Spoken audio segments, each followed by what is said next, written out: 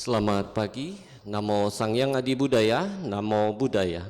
Namo Buddhaya. Sebelumnya perkenalkan, saya Mudita Kumara Hardi bersama rekan saya. Saya Gunavati Indrawati. Hari ini kami akan memimpin Puja Bakti. Puja Bakti pada pagi hari ini akan dibacakan dengan pembacaan parita-parita suci dalam bahasa Pali. Seluruh umat dipersilakan berdiri dan bersikap anjali.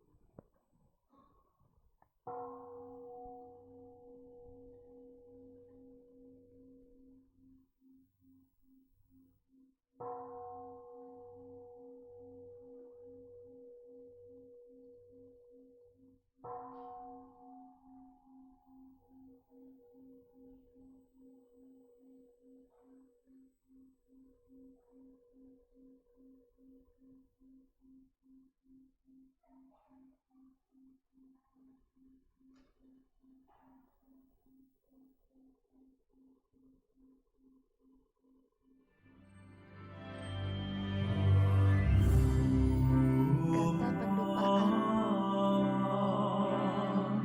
Mulai menghangatkan medang nyaman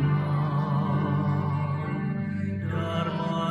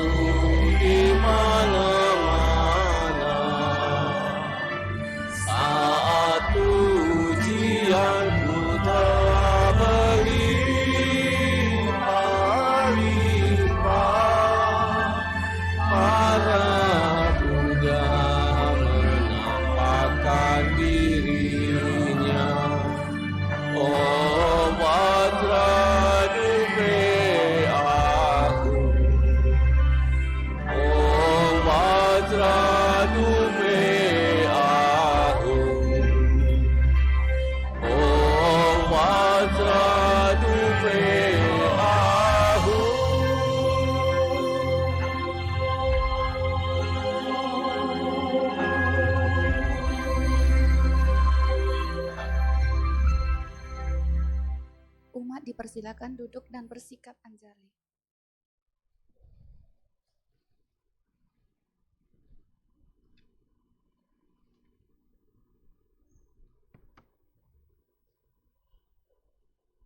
Umat dipersilakan berlutut bersikap anjali. Nama Karagata, halaman 9. Syair penghormatan.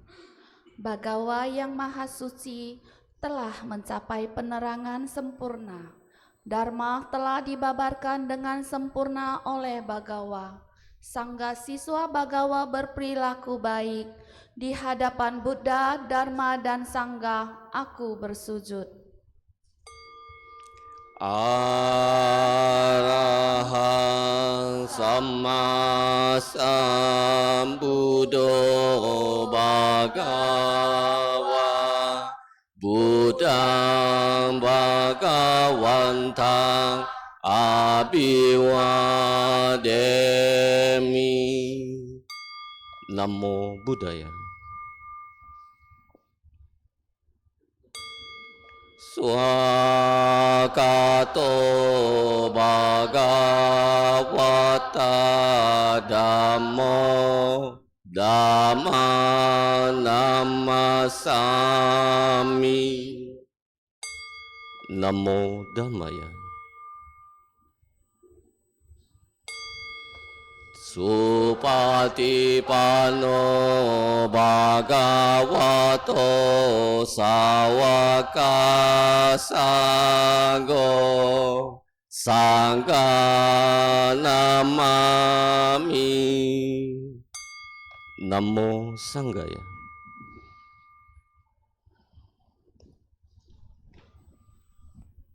Umat dipersilakan duduk dan bersikap anjali.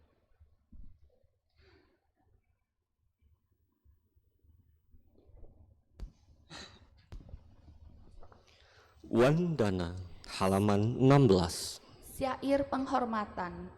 Terpujilah Sang Hyang Adi Buddha yang Maha Esa, Bagawa yang Maha Suci, yang telah mencapai penerangan sempurna, dan semua bodhisatwa Maha Satwa. Namo Sang Hyang Adi Buddhaya. Namo Sang Hyang Adi Buddhaya. Namo Sang Hyang Adi Buddhaya.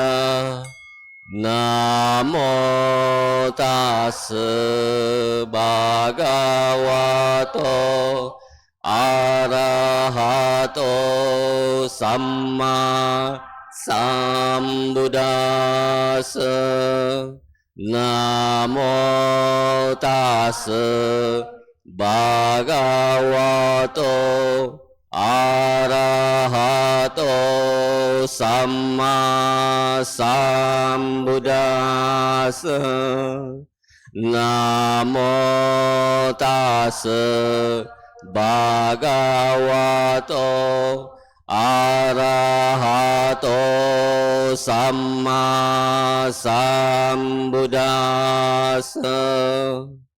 Namo Sarve Bodhisattvaya Mahasattvaya. Namo Sarve Bodhisattvaya Mahasattvaya. Namo Sarve Bodhisattvaya Mahasattvaya. Tisarana halaman 17. 3 perlindungan. Marilah kita menyatakan diri berlindung kepada Buddha, Dharma, dan Sangha untuk kedua kalinya dan untuk ketiga kalinya, berlindung kepada Buddha, Dharma, dan Sangha. Buddha saranang gacchami, Dhamma saranang gacchami, Sanghang saranang gacchami. Dutiyampi Buddha saranang gacchami, Dutiyampi Dhammang saranang gacchami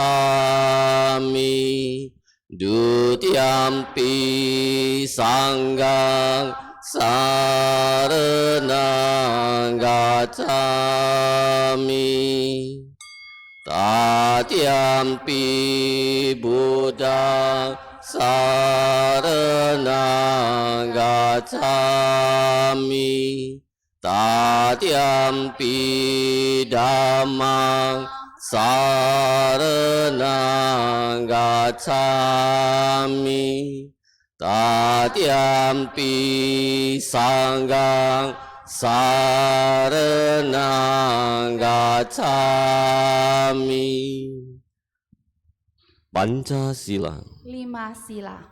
Dengan melaksanakan sila, tidak membunuh, tidak mencuri, tidak berbuat asusila, tidak berucap yang tidak benar, tidak meminum minuman keras, akan membuahkan hasil terlahir di alam bahagia, memperoleh kekayaan dan mencapai nirwana.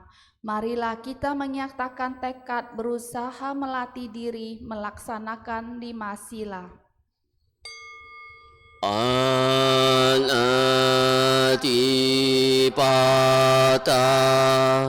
veramani sikapada samadhyami adinadana veramani sikapadang samadhyami kamesu micacara veramani sikapadang samadhyami musawada veramani sikapada samadhyami surameraya majapatma datana veramani sikapadang samadhyami. Buddhanusati, Dhammanusati, Sanghanusati. Perenungan terhadap Buddha, Dharma, Sangha. Marilah kita melakukan perenungan terhadap Buddha, Dharma, dan Sangha. Demikian sesungguhnya Bagawa yang maha suci, yang telah mencapai penerangan sempurna, sempurna pengetahuan serta tingkah lakunya, sempurna menempuh jalan pengenal segenap alam, pembimbing manusia yang tiada taranya, guru para dewa dan manusia, Buddha yang bangun, junjungan yang dimuliakan. Dharma telah dibabarkan dengan sempurna oleh Bagawa, berada sangat dekat, tidak dibatasi oleh waktu, mengundang untuk dibuktikan, menuntun ke arah pembebasan, dapat diselami oleh orang-orang bijaksana dalam batin masing-masing. Sangga siswa Bagawa berperilaku baik, sangga siswa Bagawa berperilaku lurus, sangga siswa berperilaku benar, sangga siswa Bagawa berperilaku patut. Mereka 4 pasang makhluk terdiri dari 8 jenis makhluk suci. Itulah sangga siswa Bagawa, patut dimuliakan dan menerima persembahan, patut disambut dengan ramah, patut menerima pemberian, patut dihormati, lapangan untuk menanam jasa yang tiada taranya di alam semesta. Iti piso bhagava araha samma sambuddho vijja Carana sampano sugato loka widu anutaro purisa Dhammasarati Sata Dewa Manusana Buddha Bhagawati Swakato Bhagawata Dhammo Sanditiko Akaliko Ehipasiko Opanaiko Pacetang Weditabo Vinyuhiti Supatipano Bhagavato Sawaka Sangho Ujupatipano Bhagavato Sawaka Sangho Nyayapatipano Bhagavato Sawaka Sangho Samicipatipano Bhagavato Sawaka Sangho Yadidang cattari purisa Yugani ata purisa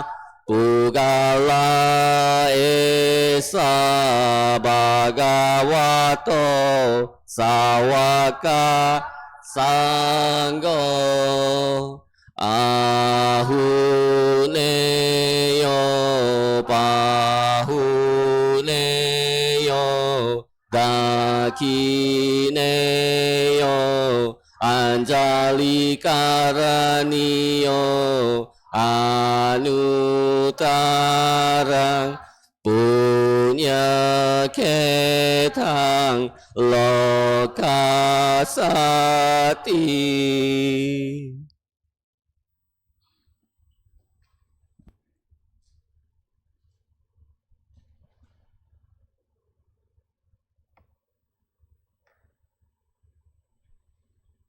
Meditasi.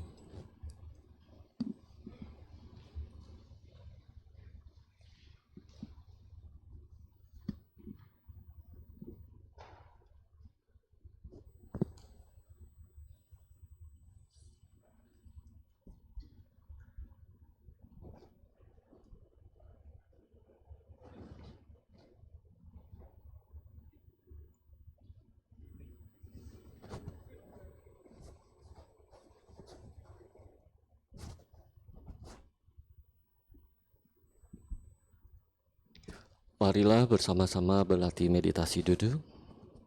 Bagi yang memakai kacamata bisa dilepaskan terlebih dahulu. Pilihlah postur duduk yang nyaman, rileks, stabil, dan bisa bertahan kurang lebih 10-15 menit ke depan.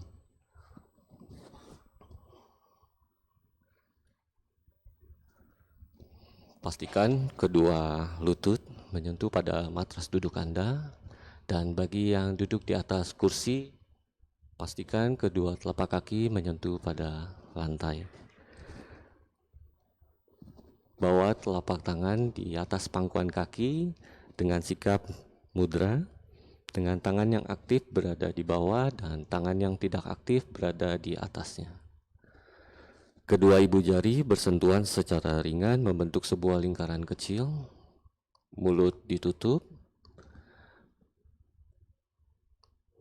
ujung lidah ditempelkan di langit-langit rongga dalam mulut, tepatnya di belakang gigi bagian atas.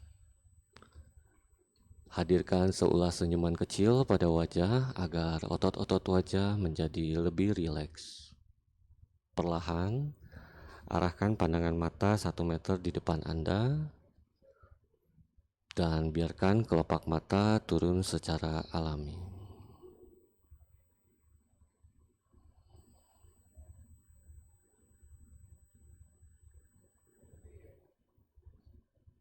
Kita akan melakukan body scanning.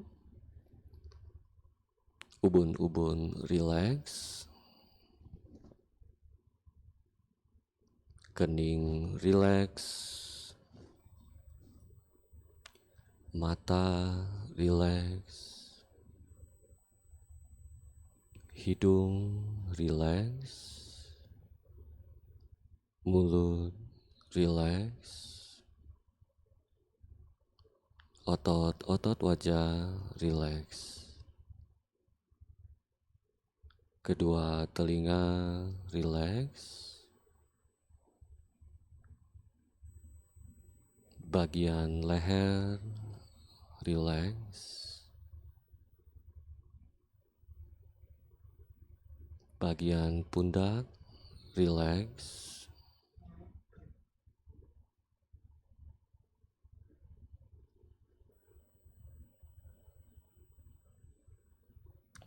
bagian lengan atas, lengan bawah, dan jari jemari tangan rileks. Bagian dada rileks, perut rileks,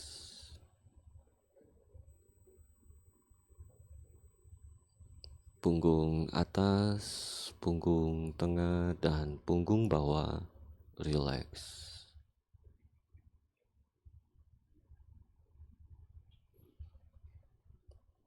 Bagian pinggang rileks,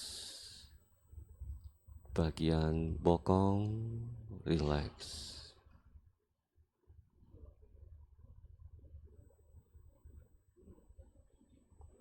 paha atas, betis, dan jari jemari kaki rileks.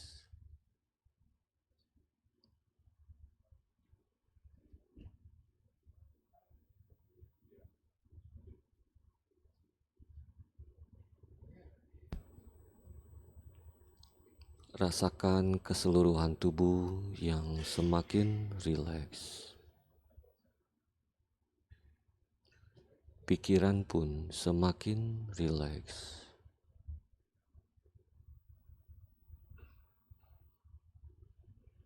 Tubuh dan pikiran menyatu dalam rileks.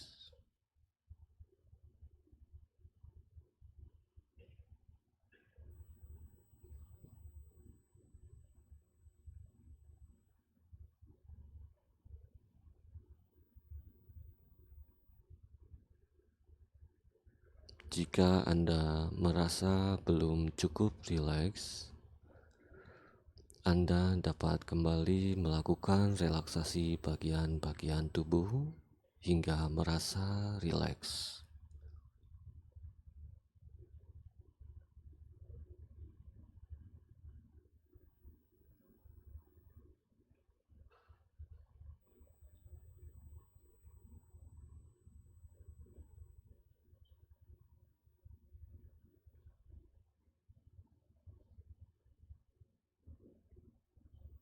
Jika Anda merasakan cukup rileks secara alami, Anda dapat merasakan kembang kempisnya perut atau naik turunnya rongga dada.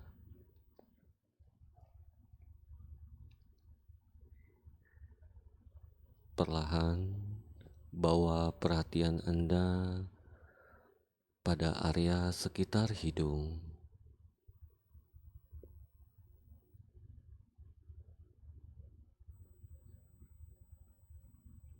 Nafas masuk, nafas keluar.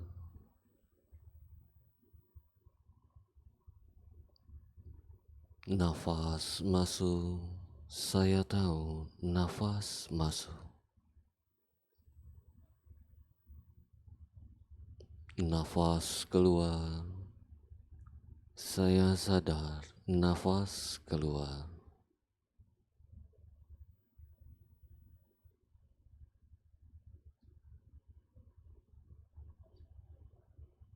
Lakukan secara berulang-ulang tanpa dibuat-buat ataupun mengatur nafas masuk dan nafas keluar. Biarkan nafas masuk, nafas keluar secara alami.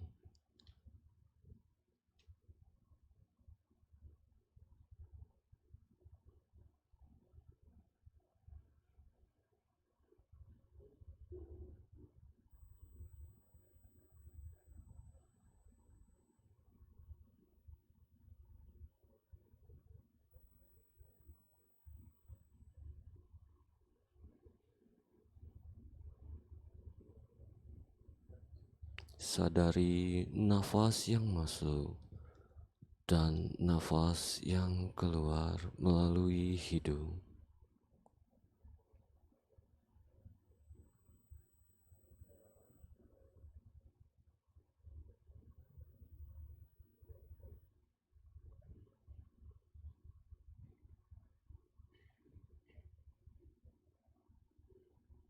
Jika Anda merasakan dada yang sesak ataupun perut yang tegang,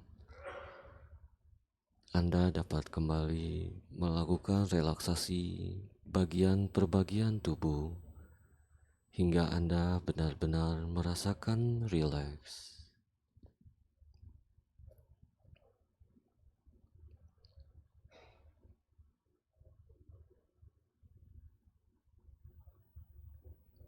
Jika ada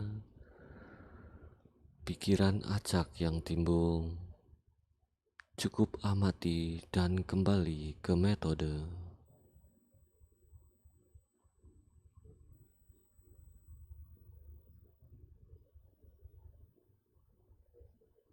Jika pikiran mengembara ataupun rasa ngantuk yang timbul, Anda dapat membuka mata sedikit.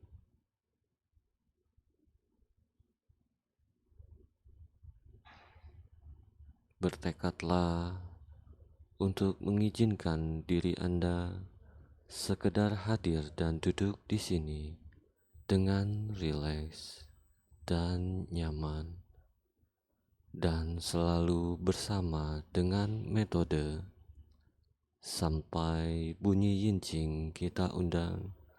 Tanda sesi meditasi duduk akan segera berakhir.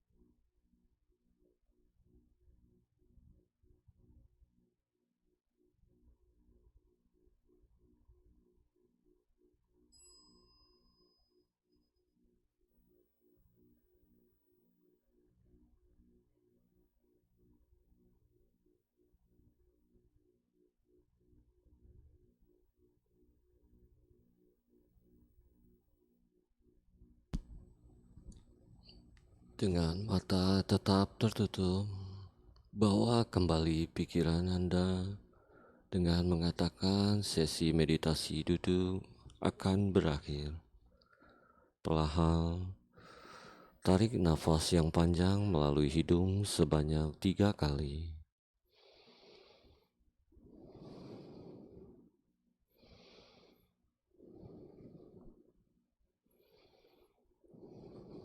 Gerakan sedikit badan ke depan, ke belakang, kiri dan kanan. Putar tubuh searah jarum jam sebanyak 3 kali. Arah sebaliknya 3 kali.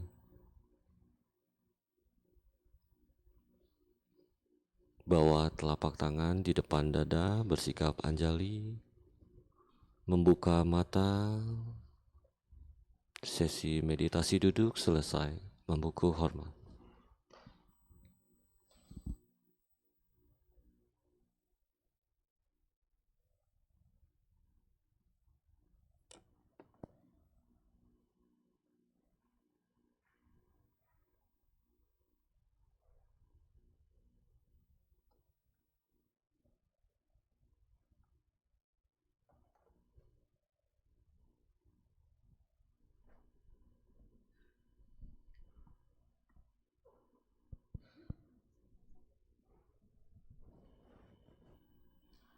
Saudara-saudari dalam Dharma, tiba saatnya kita mendengarkan pembabaran Dharma yang pada hari ini akan disampaikan oleh Bante Badra Tamsaka. Seluruh umat dipersilakan berdiri saling berhadapan bersikap anjali.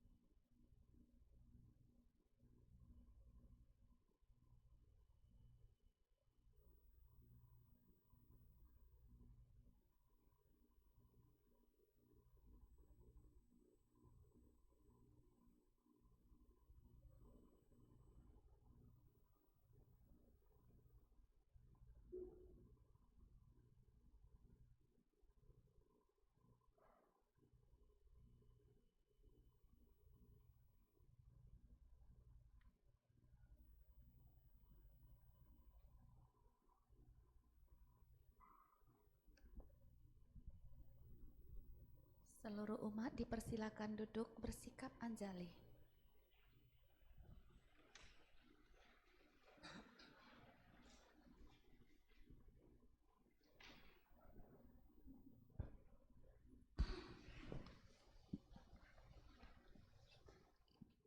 Seluruh umat diminta untuk berlutut dan bersikap anjali. Sebelum memulai acara ini, kita akan melakukan Aradhana Dhamma Desana.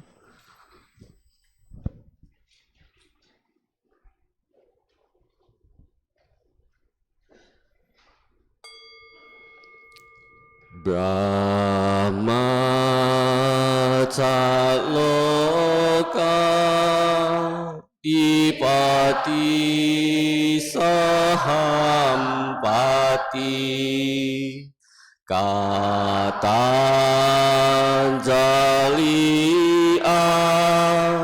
Diwarang Ayatata Santi Dasata Parajaka Jatika Desetu Dhamma anukampi mapaja. Brahma Sahampati penguasa dunia ini merangkap kedua tangannya memohon. Ada makhluk-makhluk dengan sedikit debu di matanya. Ajarkanlah Dharma demi kasih sayang kepada mereka.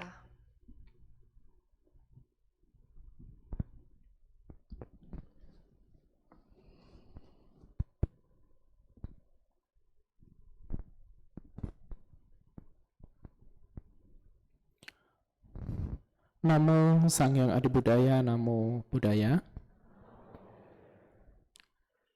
Ya, silakan duduk yang rileks dulu, yang nyaman.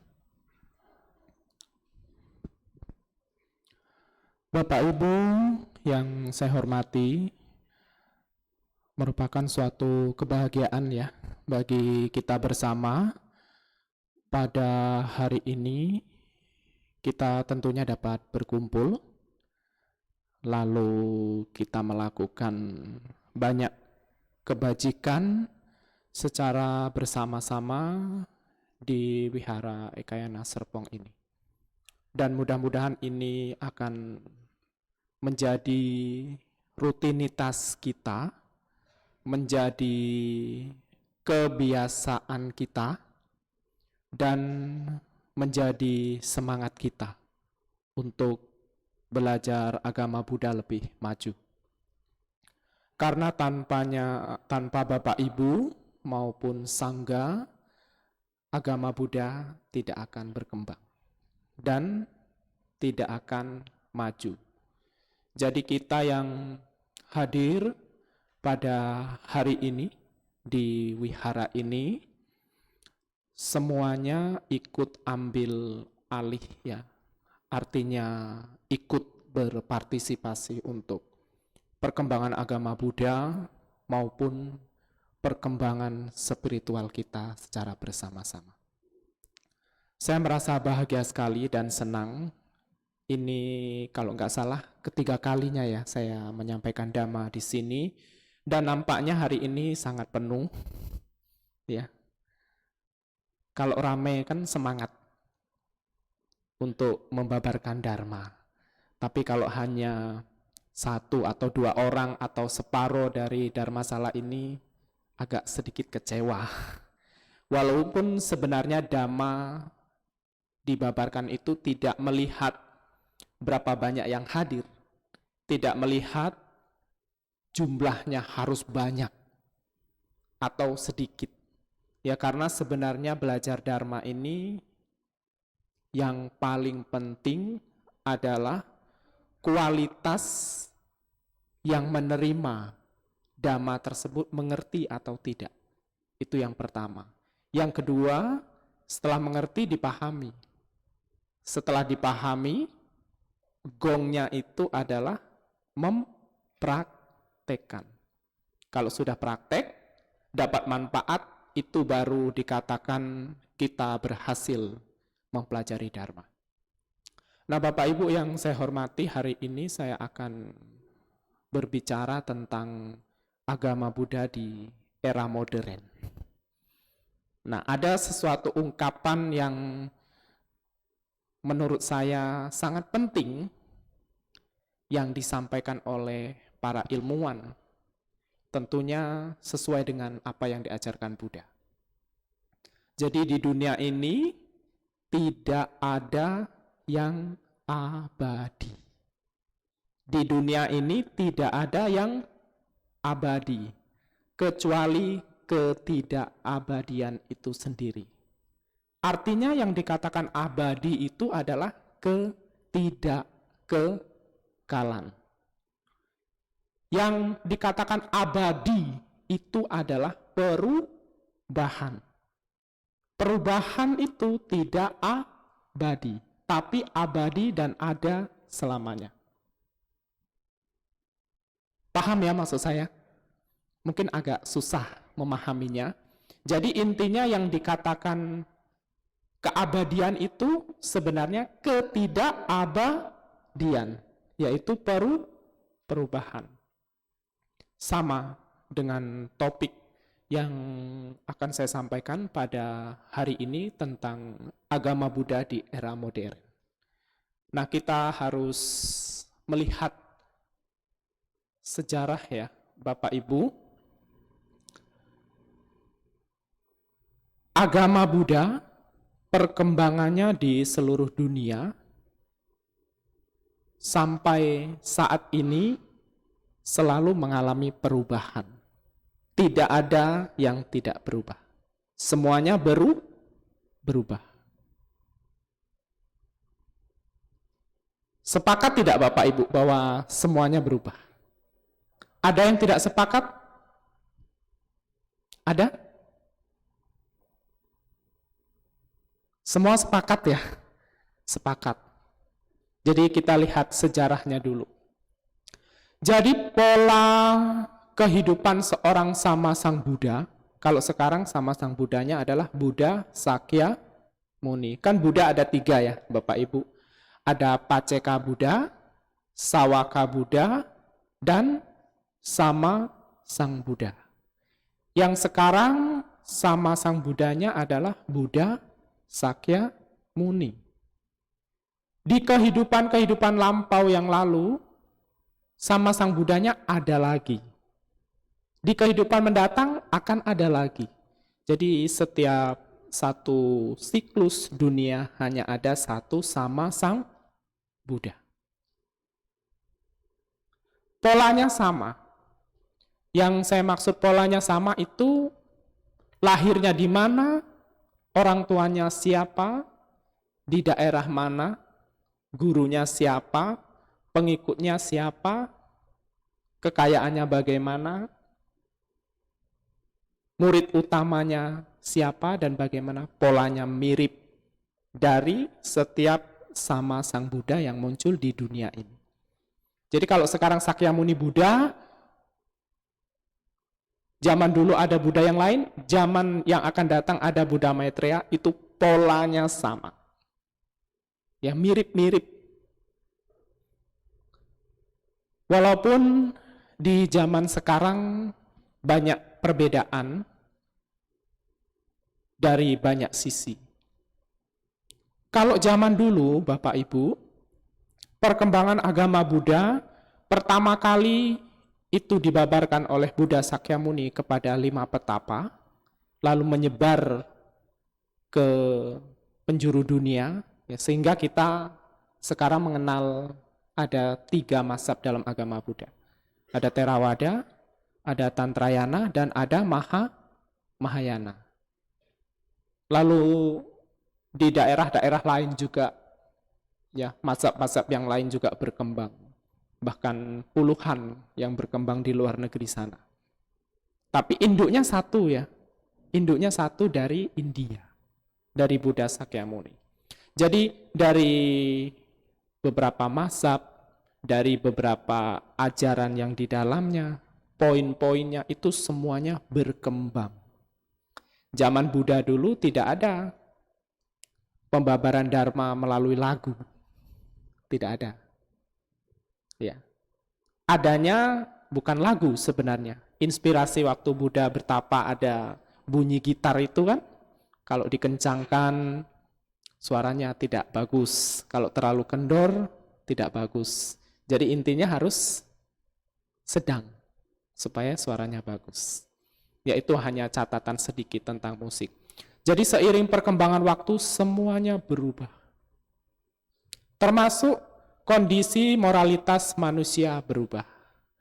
Ya, kalau zaman dulu Bapak Ibu, orang mendengarkan Dhamma dari guru Buddha hanya sekali mendengarkan bisa mencapai kesucian, mencapai pencerahan. Kita zaman sekarang, ya, seumur hidup kita mendengarkan Dharma itu belum tentu. Iya kan? Kan timbul pertanyaan, ada apa dengan diri kita di zaman sekarang? Ya, untuk konsentrasi sebentar aja susahnya minta ampun. Iya kan? Benar tidak Bapak Ibu? Benar? Nih yang ibu-ibu nih saya tanya. Susah nggak untuk konsentrasi sebentar aja?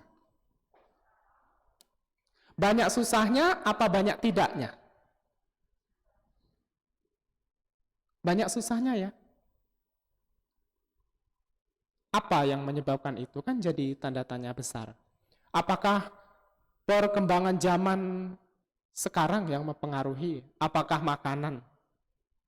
Apakah minuman? Apakah pekerjaan? Bapak Ibu pernah berpikir tidak apa yang kita konsumsi, apa yang kita kerjakan setiap waktu? Lalu apakah berpengaruh terhadap batin kita di era modern ini? Ya, sejarah mencatat Bapak Ibu, dari umur pun setiap 100 tahun berkurang. Ya kan? Dari umur. Lalu dari kesehatan di zaman modern penyakitnya jauh lebih banyak. Ya kan? Dari segi kriminalitas di zaman modern lebih banyak. Dari segi ketenangan jiwa di zaman modern lebih banyak yang depresi. Pernah nggak Bapak Ibu kita merenung sejenak, kenapa sih kehidupan kita sekarang jauh lebih sulit dari tanda kutip segi kemajuan batin dibanding dengan orang-orang dulu? Ya, kenapa? Apakah kita ini terlalu modern? Kelihatannya Bapak Ibu, secara duniawi hidup kita memang lebih enak. Ya kan? Fasilitas ada, semua ada, mau kemana cepet, mau makanan yang enak, tinggal keluar rumah, belok kanan, restoran sudah banyak. Ya kan? Benar tidak? Males turun tangga, tinggal pencet-pencet handphone, apa yang diinginkan, makanan yang enak-enak, semua ada. Lalu apa lagi? Mau nonton film-film yang bagus, semua ada. Mau barang-barang mewah, tinggal beli. Tidak perlu keluar, sudah datang. Jadi kita di era modern cenderung lebih banyak memuaskan nafsu indera. Benar tidak? Benar tidak? Berapa banyak yang hadir di sini vegetarian? Saya mau tanya. Coba angkat tangan. Mohon maaf Bapak Ibu ya, mungkin saya agak sedikit kasar ya. Tapi ini adalah dharma. Ada? Ada? Tidak ada.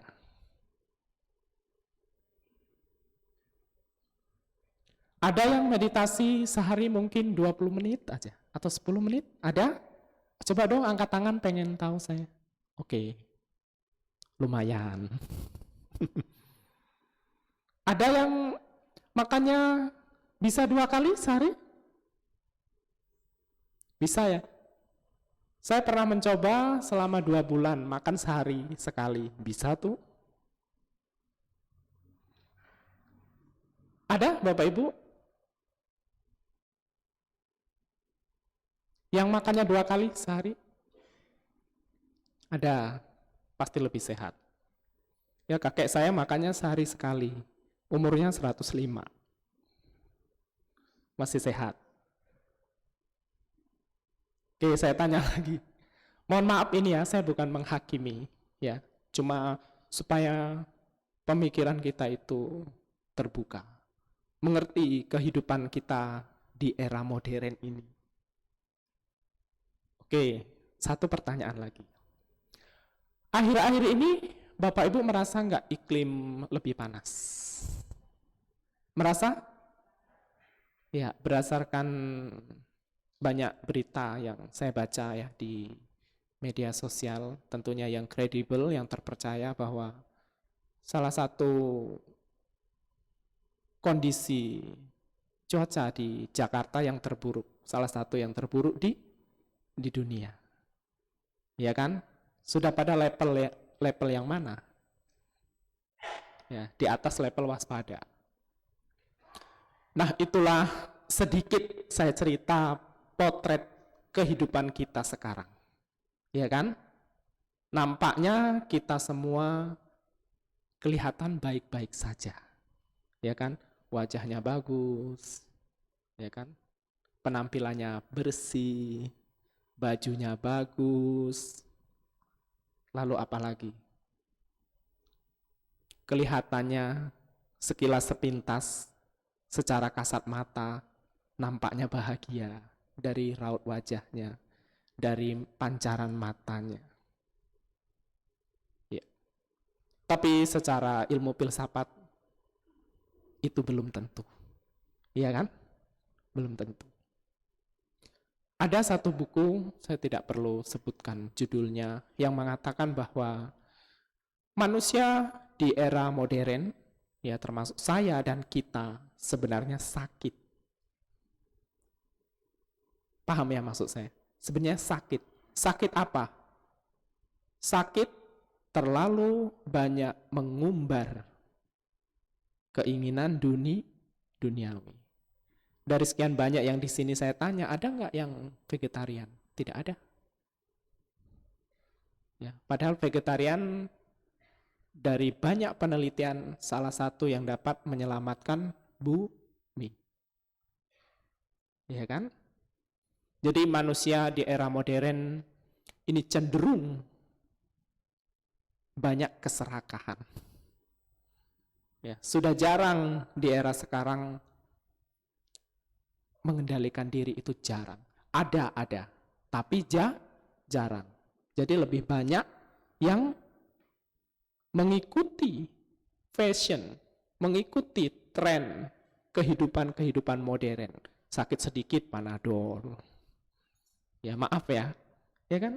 Sebentar-sebentar sakit mah. Sebentar-sebentar khawatir. Baru keluar sebentar, oh khawatir rumah tidak dikunci. Iya kan? Lalu apa lagi? Banyak kekhawatiran, banyak keserakahan. Yaitu potret kehidupan kita di era modern. Sehingga banyak kejadian-kejadian yang sudah biasa di era modern. Penyakit-penyakit yang sudah biasa di era modern. Cancer, iya kan? Lalu apa lagi? Diabetes. Ya kan? Karena tidak bisa mengontrol mulut, tidak bisa mengontrol hati. Haus sedikit maunya minum manis. Ya, masuk supermarket beli ini itu. Yaitu potret kehidupan di era modern. Lalu pertanyaannya, bagaimana pandangan agama Buddha yang demikian?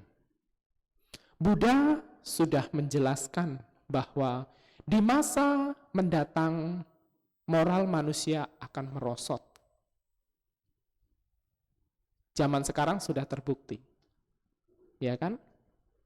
Bahkan Buddha dalam ramalannya di masa mendatang dunia akan bolak-balik. Ya nanti coba baca ramalan Buddha, ya salah satunya orang yang jahat akan dijunjung. Ya, orang yang terkenal, populer akan dijunjung. Sedangkan orang yang mempunyai moralitas yang baik akan disingkirkan. Dan masih banyak ramalan-ramalan Buddha yang lainnya. Kalau nggak salah ada 16 ramalan Buddha. Dan sekarang sudah nyata. Pelakunya siapa Bapak Ibu? Pelakunya siapa? Pelakunya manusia. Kita sekarang.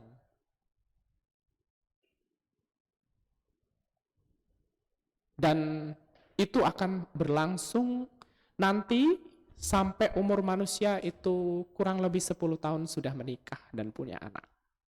Nah, pada saat itu nanti akan muncul Buddha Maitreya untuk menyampaikan dharma, memperbaiki kondisi dunia. Jadi secara tidak sadar kita sekarang menuju ke situ. Ya. Entah kapan waktunya kita sekarang udah menuju ke situ. Kehidupan kita memang di era modern serba enak. Ya, enak sekali. Apalagi kita tinggal di Indonesia. Ya. Kita pergi ke daerah manapun, makanan begitu banyak, kreatif. Ya, tinggal mau makan apa ada. Ya kan? Bapak Ibu mau apapun tidak sulit di zaman kita sekarang. Tapi ingat,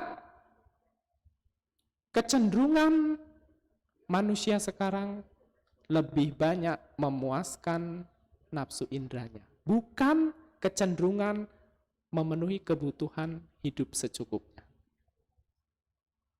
Sebenarnya kita makan itu 2 kali itu sebenarnya cukup. Ya, sebenarnya cukup. Lalu hal-hal yang lain juga mestinya kita mengurangi sedikit demi sedikit penggunaan produk yang tidak perlu. Kalau Bapak Ibu mempunyai tujuan meningkatkan spiritual. Tapi kalau ada tujuan yang lain, itu beda lagi. Kan jelas di dalam agama Buddha bahwa Buddha menganjurkan kepada kita untuk mengkonsumsi sesuatu sesuai dengan kebutuhan.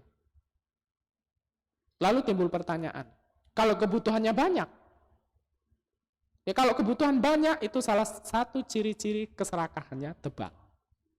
Kan logikanya begitu. Kalau kebutuhannya sedikit, logikanya kalau kebutuhan kita sedikit, ya kalau kita mempunyai kebutuhan yang sedikit, artinya tingkat keserakahan kita sedikit. Katakanlah tipis. Kalau kebutuhannya lebih banyak, tingkat keserakahannya lebih banyak. Ini tanda kutip ya, dalam hal pemenuhan kebutuhan tubuh kita sesuai dengan porsi. Nah sekarang kan banyak para ilmuwan terutama di negara barat, mereka tren sekali mempelajari agama Buddha. Mereka tren mempelajari agama Buddha karena sudah bosan dengan apa?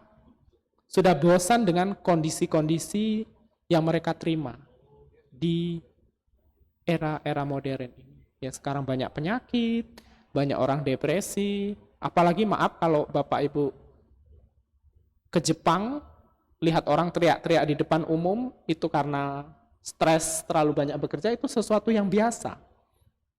Iya kan? Sesuatu hal yang biasa. Jadi kita hidup di era modern udah banyak tantangan. Lalu apa solusinya? Solusinya adalah mengurangi keinginan.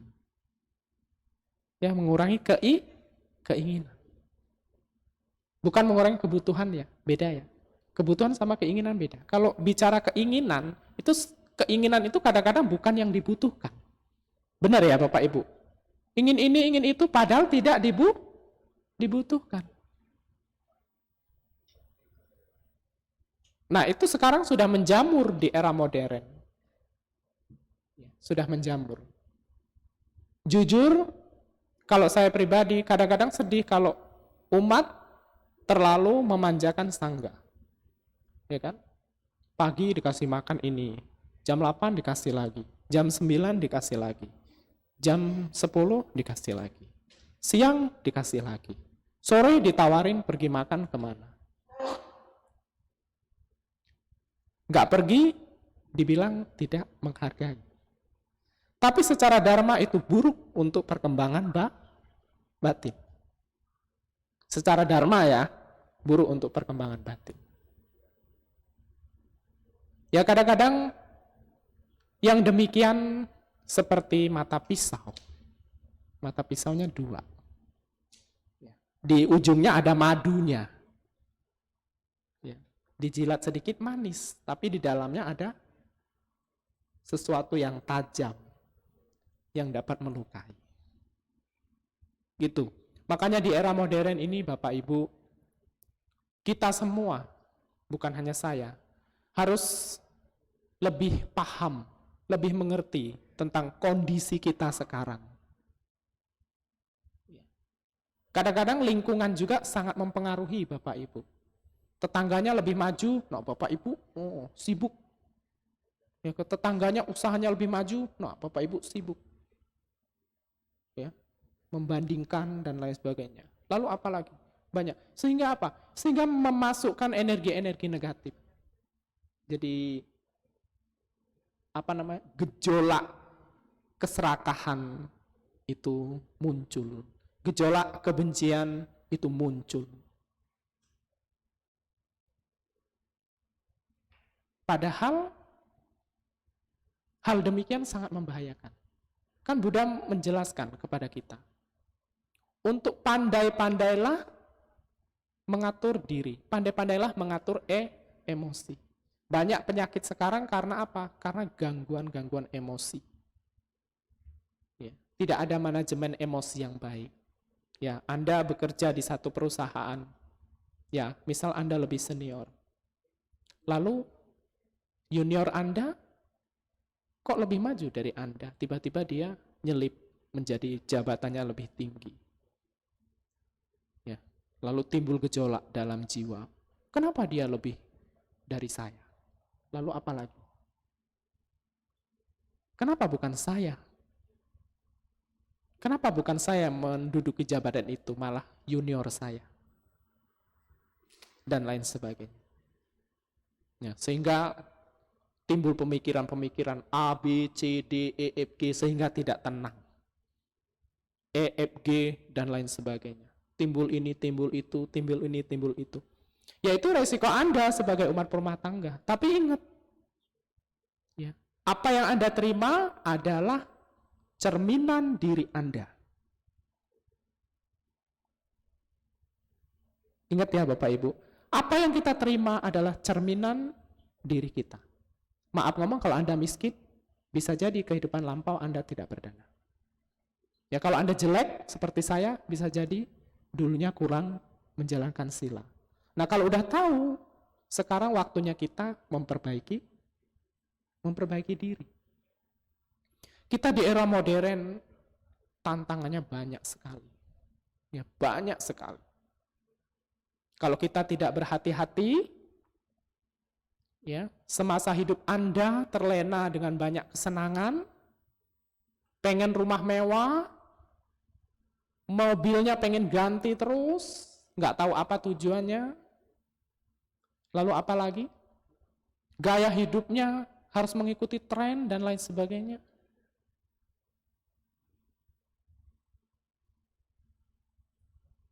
Nah, coba kita berpikir lagi, apakah orang yang beragama Buddha dan mengerti Dharma itu seperti itu? Ini sebelumnya saya mohon maaf ya Bapak Ibu, mungkin saya agak keras hari ini menyampaikan Dhamma. Ya, saya tidak peduli nanti saya dicap ini itu, tidak peduli. Ya, tugas saya menyampaikan. Selebihnya adalah keputusan Anda. Ya kan? Anda mau bahagia itu kan urusan Bapak Ibu. Anda mau maju urusan Bapak Ibu. Urusan saya hanya menyampaikan.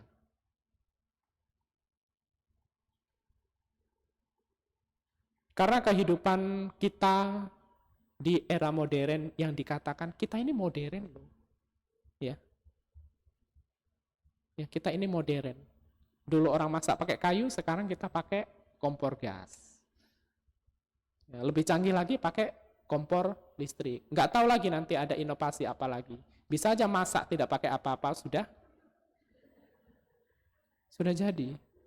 Ya benar Bapak Ibu, jangan tertawa ya. Diramalkan bahwa nanti pada tahun 2075-an, makanan itu sudah makanan sintetik. Sekarang sudah mulai banyak. Ya, di negara-negara luar sana, negara-negara maju di Amerika, daging kan sekarang tidak perlu diternak. Sudah menggunakan teknologi terbaru. Ya siap-siap saja. Filosofi orang Tiongkok zaman dulu, makanan yang terbaik adalah makanan yang langsung dari alam, cukup kena sinar matahari. Nutrisi yang dimasukkan ke tanaman tersebut, yang diserap oleh tanaman tersebut, yang alami, bukan sekarang. Pestisida, insektisida, dan lain sebagainya. Ya. Itulah, ini gambaran kita modern ini loh, Bapak Ibu, seperti itu. Ya di kemudian hari, ya kurang lebih tahun 2075, makanan itu semua hampir sintetik. Sekarang sudah terlihat kol sudah sintetik. Ya, mungkin kita yang ada di sini pernah memakannya. Telur palsu. Mungkin kita semua yang di sini pernah memakannya. Karena juga saya pernah dapat persembahan makanan. Loh apa ini telurnya kok kenyal. Curiga juga saya. Ya kan? Pernah dikasih nasi uduk juga, kok waktu saya sendok ini buyar-buyar gitu. Jadi apa namanya? Apa ini ya? Beras palsu. Ya kan? Jangan kaget ya Bapak Ibu. Seiring perkembangan zaman yang dikatakan modern, semuanya akan berubah menuju sesuatu yang palsu. Ya, menuju sesuatu yang palsu. Makanan aja sekarang sudah banyak yang palsu. Bayangkan berapa puluh tahun lagi yang dikatakan hidup modern semuanya penuh palsu. Memang nampaknya hidup enak. Ya. Tapi secara spiritual turun. Secara umur turun. Ya, itu sudah dijelaskan oleh Buddha bahwa suatu saat akan terjadi yang demikian.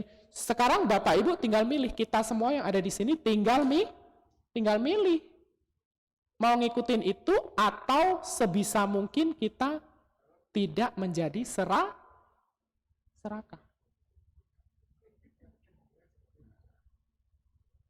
Ya hati-hati. Kita semua kan di sini berjuang untuk sesuatu yang baik. Di era modern, sesuatu yang baik itu belum tentu baik. Contohnya tadi, saya pagi diundang makan, udah tahu diundang makan, dikasih makan lagi, terus makan lagi. Nggak dimakan nanti dikatakan tidak menghargai. Dimakan terlalu banyak tepung, banyak gula darahnya nih meningkat, kolesterolan dan lain sebagainya. Bagaimana? Ya, jadi sama seperti yang saya katakan tadi, seperti pisau yang di ujungnya ada madu. Madu kan enak dimakan, tapi ada pisau yang tajam, yang berbahaya. Paham ya Bapak Ibu maksud saya? Paham ya? Iya, paham.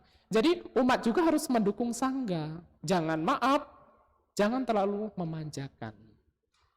Ya. Ya karena hal-hal yang demikian akan berdampak buruk. Ya, akan berdampak buruk. Kadang-kadang jujur ya, saya sebagai sangga, kadang-kadang kalau umat memberikan sesuatu mau diterima, bagaimana? Tidak diterima, bagaimana? Ya kan? Akhirnya apa? Akhirnya terjerumus dalam kebohongan. Enak nggak Bante makanannya? Enak.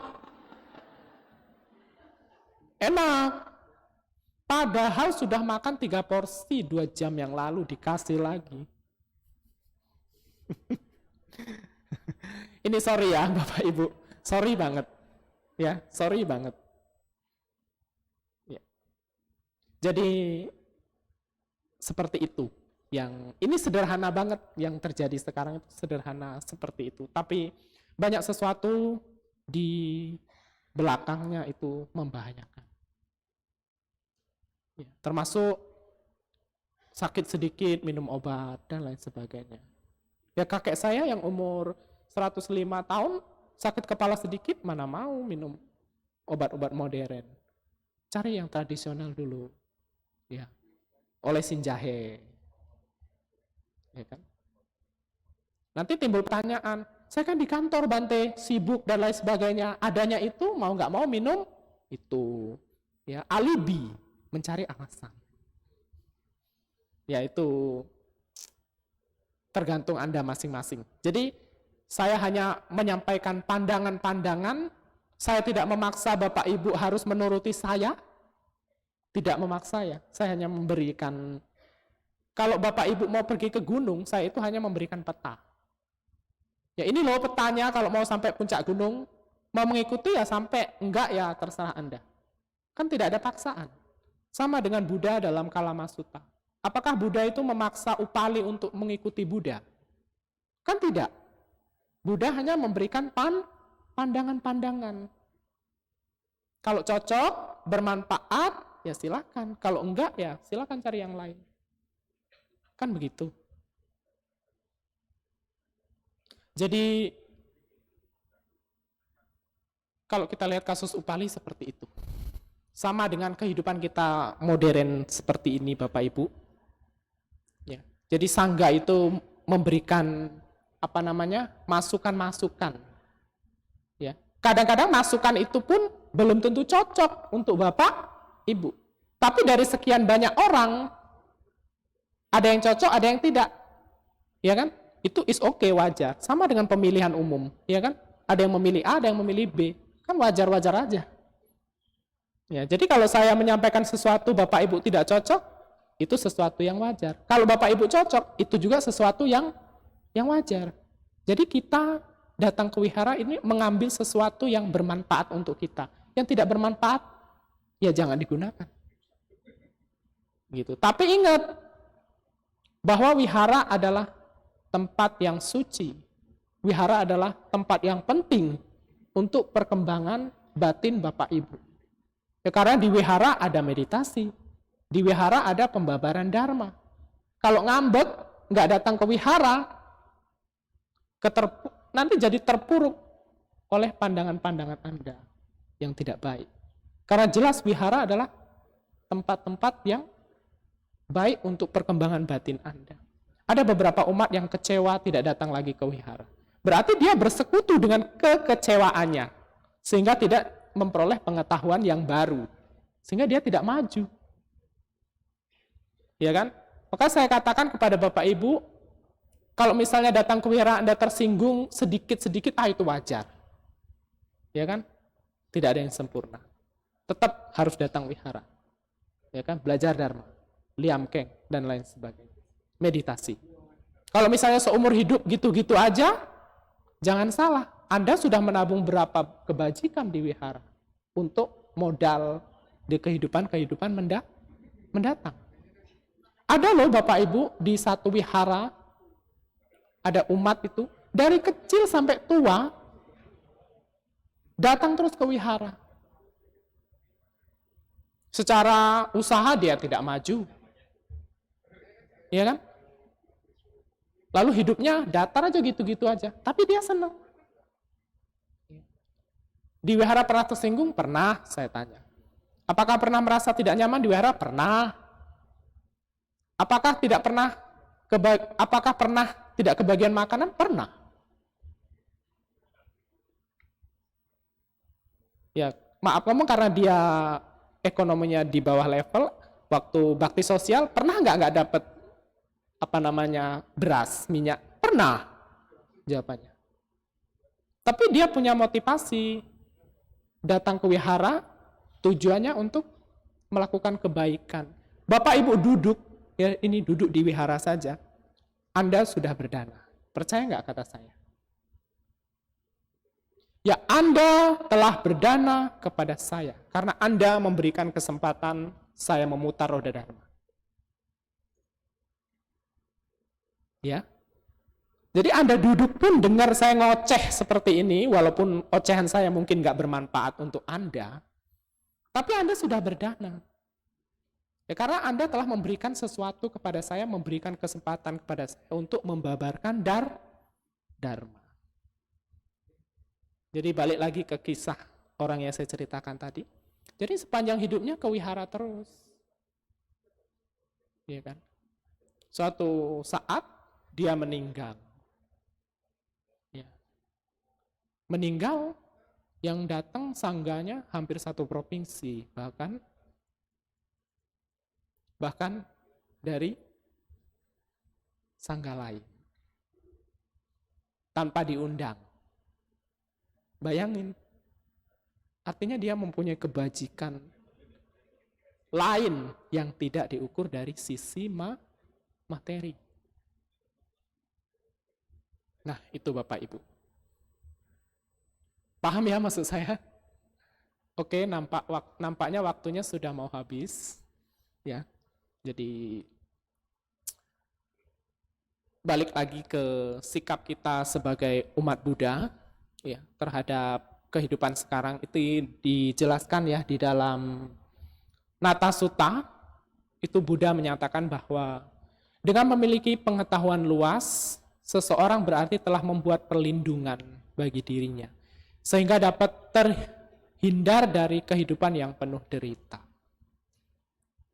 Ada lagi satu pepatah yang mengatakan sahabat terbaik adalah ilmu pengetahuan. Sahabat terbaik adalah ilmu pengetahuan. Orang yang mempunyai ilmu pengetahuan dalam kondisi apapun dia bisa menghadapinya, bukan menjadi depresi, bukan menjadi menyalahkan orang lain, bukan menjadi menyalahkan lingkungan. Lihat kehidupan Buddha.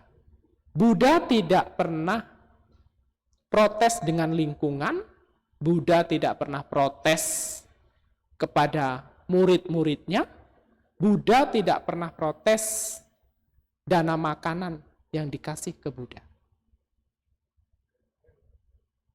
Karena Buddha sudah cukup pengetahuannya untuk menghadapi kondisi-kondisi yang demikian. Sama halnya seperti Bapak Ibu mau ujian. Kalau Bapak Ibu mau ujian waktu SMA dulu, misalnya mata pelajaran ekonomi.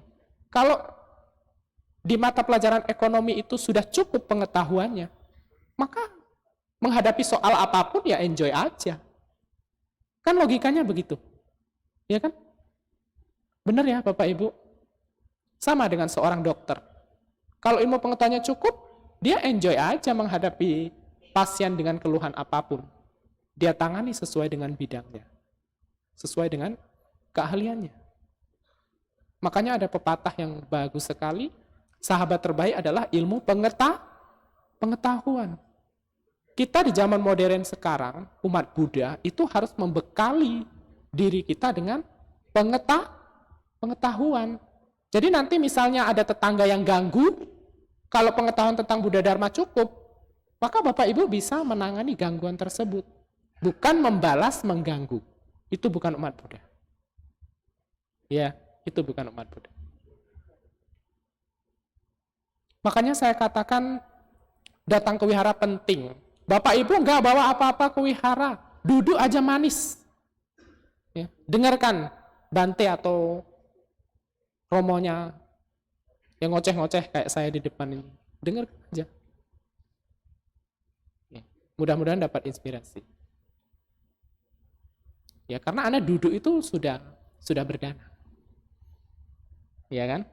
Thank you ya untuk Anda semua.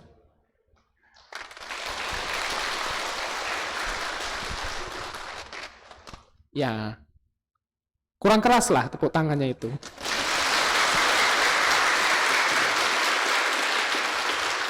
Ya, terima kasih. Semoga bermanfaat. Jadi sorry kalau ada yang tersinggung. Tujuan saya hanya satu, hanya berbagi. Ya, jadi kalau ada sesuatu yang tidak berkenan, tolong buang jauh-jauh. Ya, di sini kita hanya mengambil hal-hal yang baik. Hal-hal yang bermanfaat. Jadi kita maju secara bersama-sama untuk diri sendiri maupun perkembangan agama Buddha. Terima kasih. Namo Sang Hyang Adi Buddhaya, Namo Buddhaya. Baik, terima kasih kepada Bante Badra Tamsaka atas pembabaran dharmanya di pagi hari ini. Sebelum Bante meninggalkan Bakti Sala, para umat dipersilakan untuk berlutut. Kita akan melakukan 1 kali namakara kepada Bante Bada.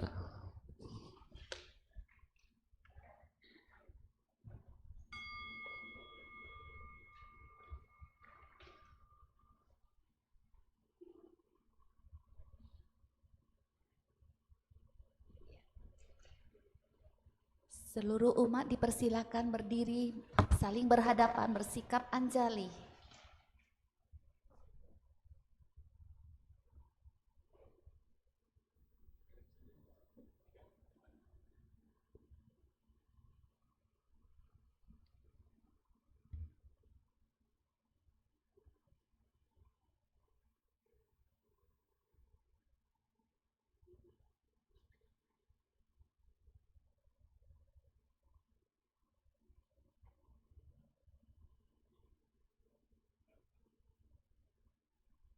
Seluruh umat dipersilakan duduk bersikap anjali.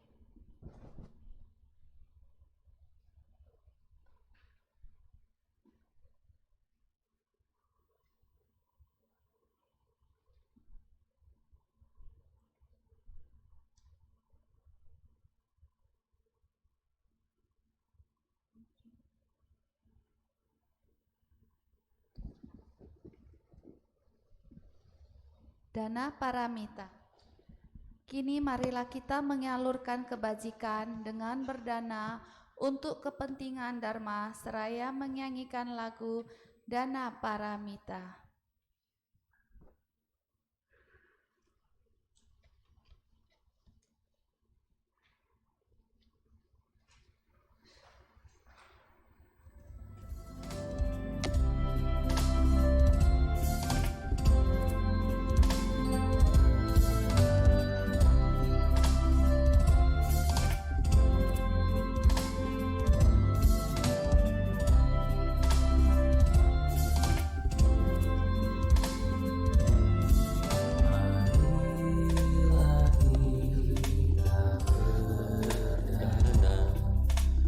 Untuk kepentingan Dharma, semoga kita dalam berkah kasih Buddha Maha Suci.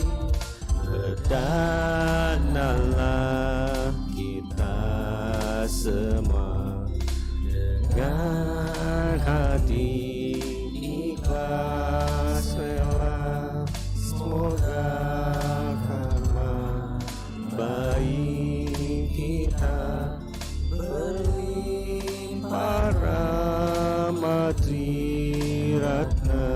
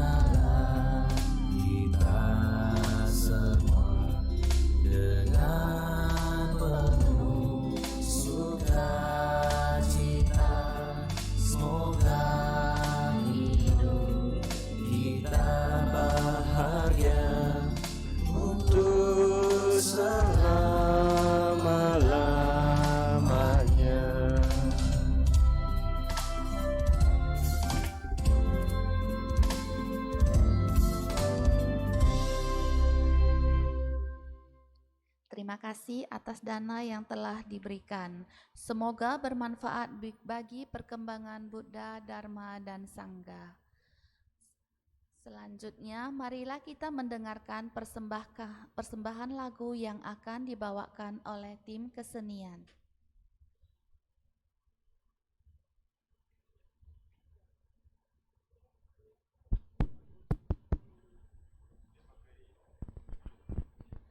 Namo Sanghe Adi Budaya, Namo Buddhaya. Namo Buddhaya.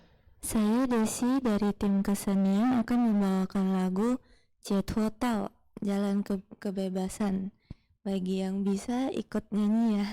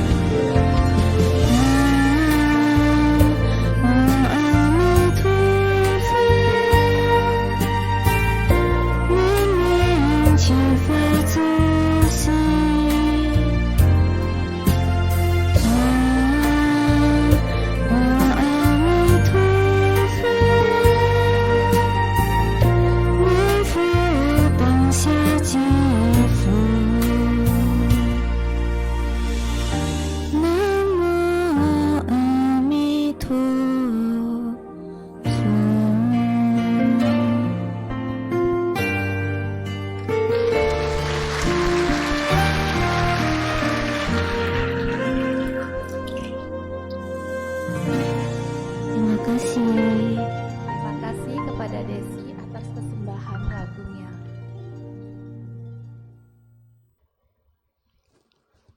Selanjutnya ada sedikit pengumuman. Puja Bakti Uposata Malam Ceit dengan pendarasan Suta 8 Pase Pavo pada hari Selasa 15 Agustus pukul 7 sampai dengan pukul 8 di Bakti Sala Utama Wihara Ekayana Serpong. Pengumuman kedua, kangen retret, sudah berapa lama tidak ikut retret? Yuk segarkan lagi tubuh dan pikiran dengan mengikuti Long Weekend Chant dan Days of Mindfulness pada hari Kamis sampai dengan Minggu di tanggal 17 sampai dengan 20 Agustus 2023 di Pondok Sadana Sudi Bawana. Syarat partisipan Long Weekend Chant: pernah ikut latihan bersama malam Chant minimal 2 kali, pernah ikut kelas pemula, pernah ikut one day Chant 1 kali, atau pernah ikut retreat Chant dan kuota terbatas. Pendaftaran ditutup pada tanggal 13 Agustus 2023. Untuk informasi lebih lanjut bisa menghubungi Komchan.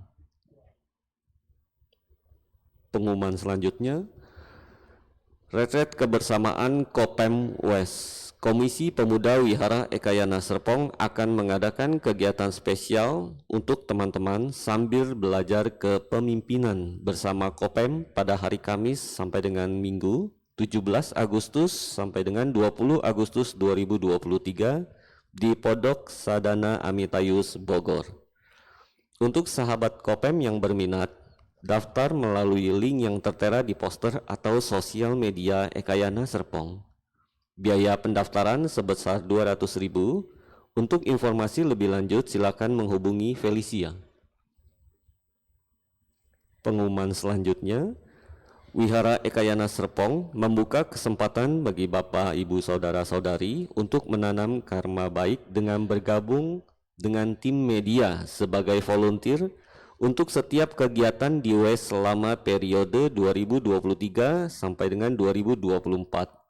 Divisi yang dibuka adalah untuk Reels, Editing, Videographer, Artikel, Media Sosial, dan Desain. Untuk informasi bisa menghubungi dengan Saudari Jessica. Pengumuman selanjutnya, sedikit mengingatkan bahwa hari ini ada penuangan celengan kebajikan di lantai lobi. Bagi yang belum memiliki celengan dapat mengambil di booth saat kegiatan berlangsung. Demikian pengumuman pada hari ini. Terima kasih. Saudara-saudari dalam Dharma, hari ini kita akan melimpahkan jasa kebajikan kita kepada Mendiang Keijo Gunawan, Mendiang Salim Ongko, Mendiang Lina Darmawati. Pembacaan pelimpahan jasa akan dibacakan setelah Cirang Rakhantu. Eta Wata, halaman 40. Sebanyak jasa, marilah kita menyalurkan jasa-jasa kebajikan yang telah kita peroleh kepada semua makhluk yang membutuhkannya.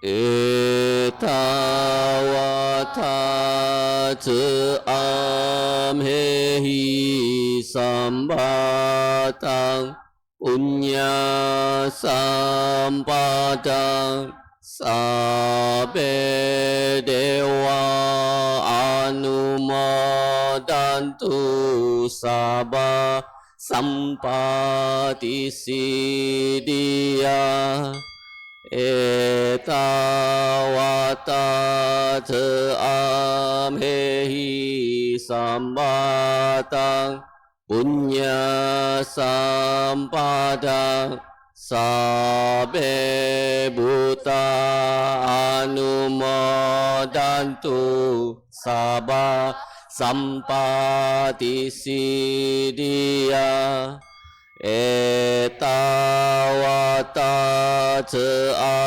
Amhehi Sambatang Punya Sampadang Sabe Sata Anumodantu Sabah Sampati Siddhya Akasata Tebu Mata Dewa Nagama Idika Punyantang Anumoditwa Cirang Rakhantu loka santi akasata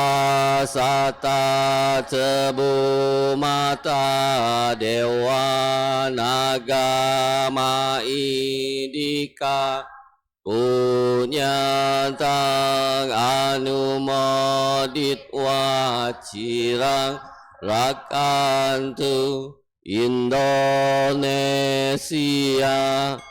ida vonyatina hotu sukita hontunya tayo ida vonyatina hotu sukita hontunya tayo ida vonyatina hotu sukita hontunya tayo dewa wasatu kalena sasa sampat hotu ce pito bawa tuloko raja bawa tu damiko akasata tebu mata dewa naga punyantang anumoditwa cirang rakantu wihara ekayana serpong akasata tebu mata dewa naga maidika punyantang anumoditwa cirang rakantu mendiang kaizo gunawan mendiang salim ongko mendiang lina darmawati akasata tebu mata dewa naga maidika punyantang anumoditwa cirang rakantu sasanang akasata tebu mata dewa naga maidika punyantang anumoditwa cirang rakantu desanang akasata tebu mata dewa naga maidika punyantang anumoditwa cirang rakantu no guru akasata tebu mata dewa naga maidika punyantang anumoditwa cirang rakantu mamparanti sadu sadu sadu. Umat dipersilakan berlutut bersikap anjali.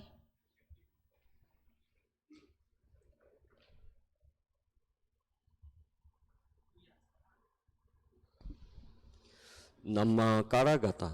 Syair penghormatan.